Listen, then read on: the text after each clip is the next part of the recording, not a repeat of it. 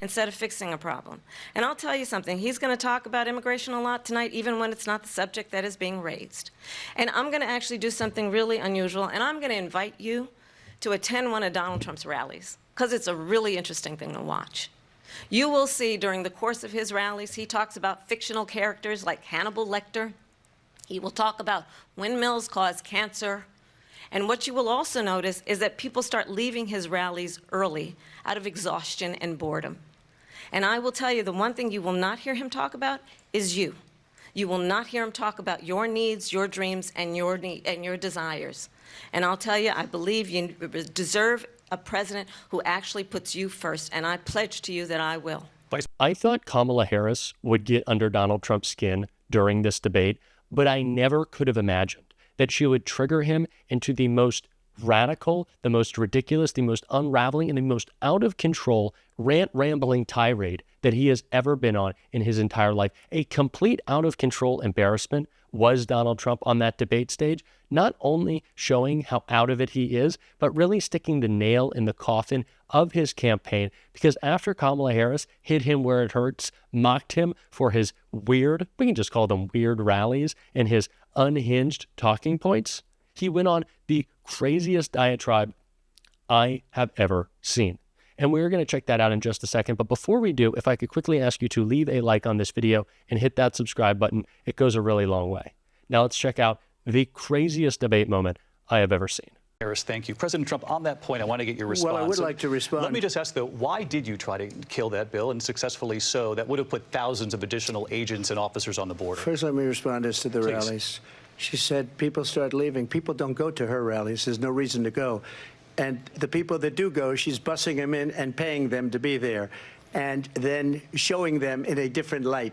So she can't talk about that. People don't leave my rallies. We have the biggest rallies, the most incredible rallies in the history of politics. That's because people want to take their country back. Our country is being lost. We're a failing nation. And it happened 3.5 years ago. And what's going on here, you're going to end up in World War III, just to go into another subject. What they have done to our country by allowing these millions and millions of people to come into our country, and look at what's happening to the towns all over the United States. And a lot of towns don't want to talk. It's not going to be Aurora or Springfield. A lot of towns don't want to talk about it because they're so embarrassed by it. In Springfield, they're eating the dogs, the people that came in. They're eating the cats. They're eating the pets of the people that live there. And this is what's happening in our country, and it's a shame. As far as rallies are concerned, as far as the reason they go is they like what I say. They want to bring our country back. They want to make America great again. It's a very simple phrase, make America great again. She's destroying this country, and if she becomes president, this country doesn't have a chance of success. Not only success, we'll end up being Venezuela on steroids.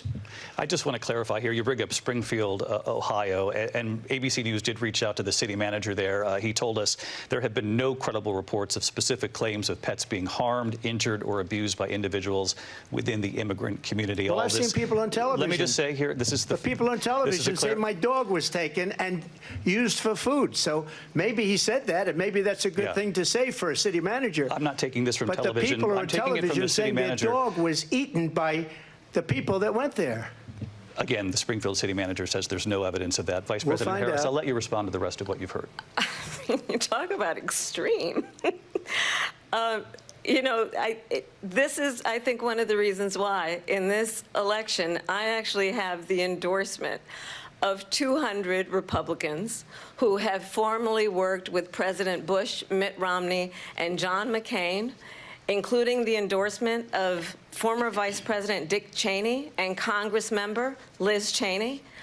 And if you want to really know the inside track on who the former president is, if he didn't make it clear already, just ask people who have worked with him. What just happened?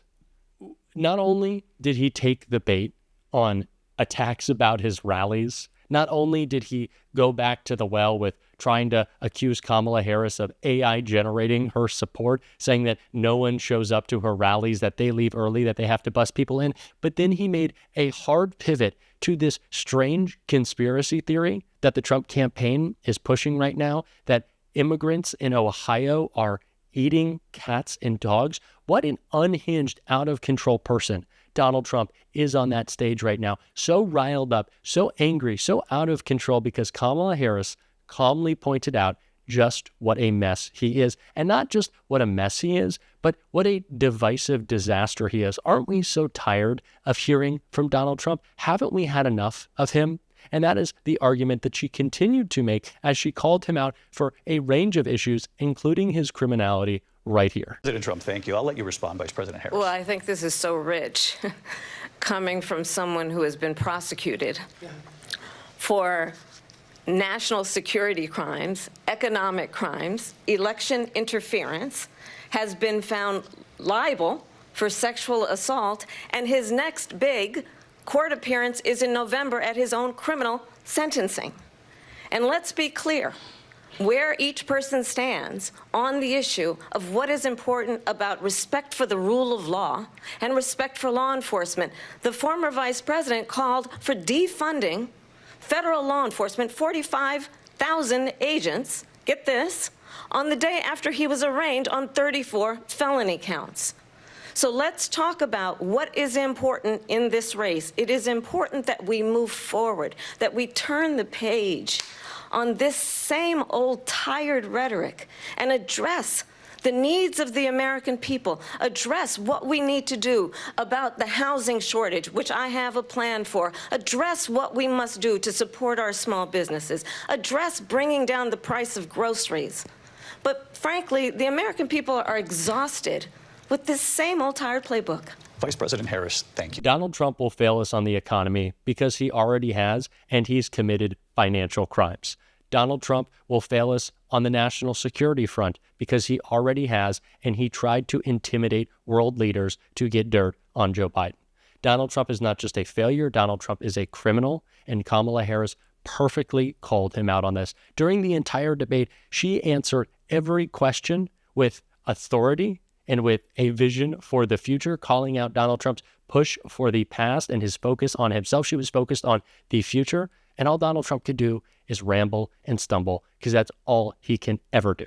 And that was perfectly put. That was perfectly shown when he was asked if he would sign a national abortion ban, and he just couldn't answer right here. About that they talk about abortion. But if I could just get a yes or no, because your running mate, J.D. Vance, has said that you would veto it if it did come to your desk. Well, I didn't discuss it with J.D. In all fairness, J.D., and I don't mind if he has a certain view, but I think he was speaking for me, but I really didn't.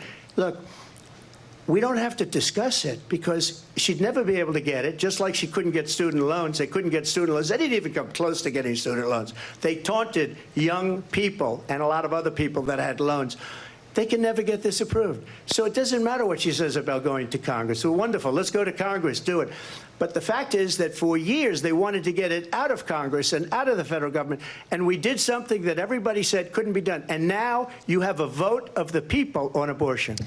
And if you thought that all of that was bad, if you thought that was too much, no, Donald Trump didn't stop there. He decided that he should go ahead and yell about immigrants even more, that he should try to fearmonger and be even more xenophobic and racist because we hadn't had enough with his great and what will probably be remembered as the worst debate moment of all time, their eating dogs and cats line that he delivered.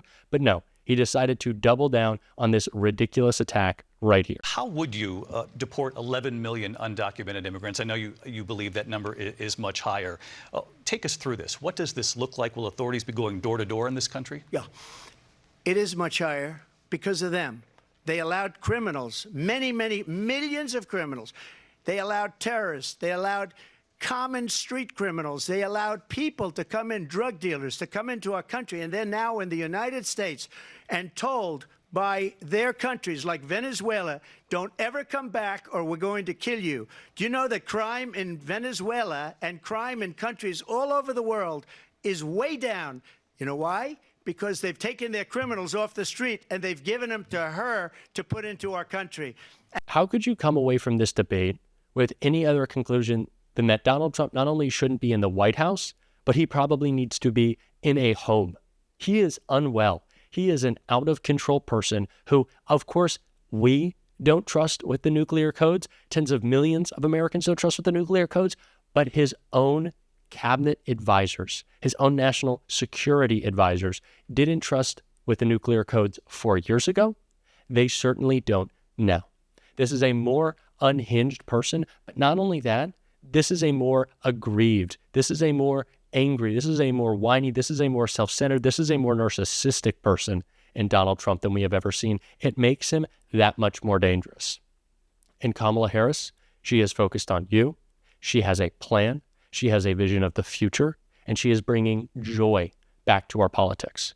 She started the debate by going up and shaking Donald Trump's hand. Now, I wouldn't touch Donald Trump with a 19-foot pole, but do you know why she did it?